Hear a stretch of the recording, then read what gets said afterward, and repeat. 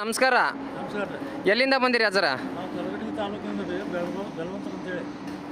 ಧಾರವಾಡ ಜಿಲ್ಲಾ ಕಲಘಟಗಿ ತಾಲೂಕು ಸರ್. ಹಾಂ, ಚಾಪ್ ಕಟ್ಟು ತೊಗೊಂಡು ಹೋಗಕ್ಕಂತ ಬಂದಿದ್ರಿ? ಹೌದು ರೀ. ಚಾಪಟ್ಟಿಗೆ ಬಂದಿದ್ವಿ. ನಿಮ್ಗೆ ವಿಡಿಯೋ ಇದ್ರಾಗ ನೋಡಿದ್ವಿ ನಾವು. ಹಾಂ ಸರ್. ಫೋನ್ಯಾಗ ಬಂದಿತ್ತಲ್ರಿ. ಹಾಂ, ಅದಕ್ಕೆ ಅದ್ರ ಸಲುವಾಗಿ ಬಂದು ನಿಮ್ಮಂತಕ್ಕೆ ಪರ್ಚೇಸ್ ಮಾಡಿದ್ವಿ ನಾವು. ಸ್ವಲ್ಪ ಜಿಗಿದು ಮಾತಾಡ್ಬೇಕ್ರಿ.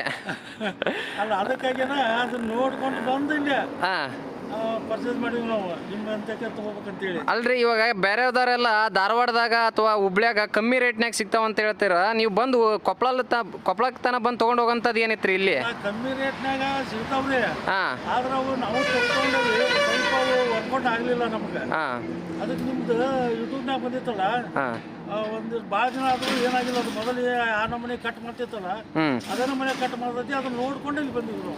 ಈಗ ಹುಬ್ಳ್ಯಾಗಿನ ಚೆನ್ನಾಗಿರೋ ಮಸಿ ನಮ್ಮ ಕಡೆ ಸಿಗ್ತಾವಂತ ಹೇಳ್ತೀರಿ ರೈತರಿಗೆ ನೀವು? ಹೌದು, ಹೇಳ್ತೇವೆ.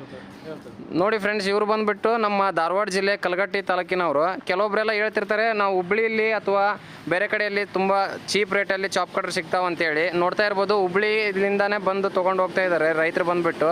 ಅದು ಓಲ್ಡ್ ಮಾಡೆಲ್ ಚಾಪ್ ಕಟ್ರ್ ತೊಗೊಂಡು ಹೋಗ್ತಾ ಇದ್ದಾರೆ. ಕೆಲವೊಬ್ಬರೆಲ್ಲ ಕಮ್ಮಿ ರೇಟಲ್ಲಿ ಸಿಗ್ತದೆ ಅಂತ ಹೇಳ್ತಿದ್ದಾರೆ. ಅಂಥವ್ರಿಗೆಲ್ಲ ಇವರೇ ಉದಾಹರಣೆ. ಇಲ್ಲಿ ಅಲ್ಲಿಂದ ಬಂದು ತೊಗೊಂಡು ಹೋಗೋರು. ನಿಮಗೇನಾದರೂ ಬೇಕಾಗಿದ್ದಲ್ಲಿ ಡಿಸ್ಪ್ಲೇ ಮೇಲೆ ಕಾಣ್ತಕ್ಕಂಥ ನಂಬರ್ಗೆ ಸಂಪರ್ಕಿಸಿ.